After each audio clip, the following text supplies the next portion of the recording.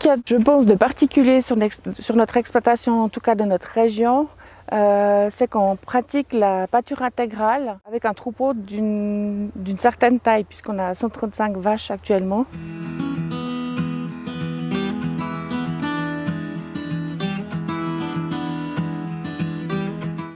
Donc on commence en général très tôt au printemps, souvent c'est au mois de mars, où au début on lâche les vaches plutôt l'après-midi, sur toute la surface. Donc on ne change rien à l'affouragement à l'étable. Au fur et à mesure que l'herbe elle pousse, on les lâche de plus en plus longtemps et puis on diminue la ration hivernale jusqu'à cesser complètement. Et puis à ce moment-là, on aura commencé à faire un tournus. Le troupeau, on le sépare en deux, donc on a deux groupes. On a 56 vaches dans le premier groupe qui sont les vaches fraîches vêlées ou les vaches les plus productives.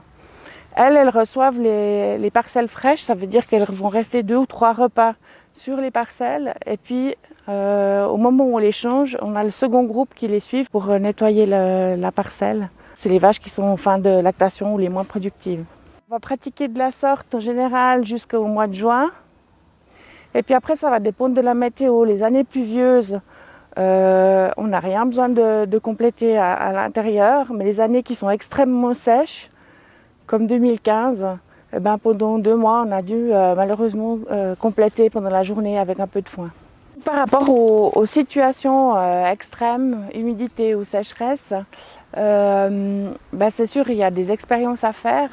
La première chose qu'on a mis en place, c'est d'avoir des sorties et des entrées de parcs différentes.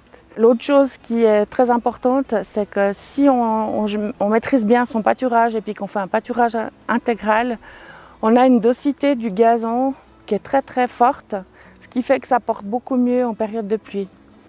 Et ce qui est important de savoir, c'est que nous, on n'a pas commencé directement avec un gros troupeau. Ça veut dire qu'on a pu appréhender la méthode, on a pu s'exercer, on a pu faire nos expériences déjà avec un plus petit troupeau.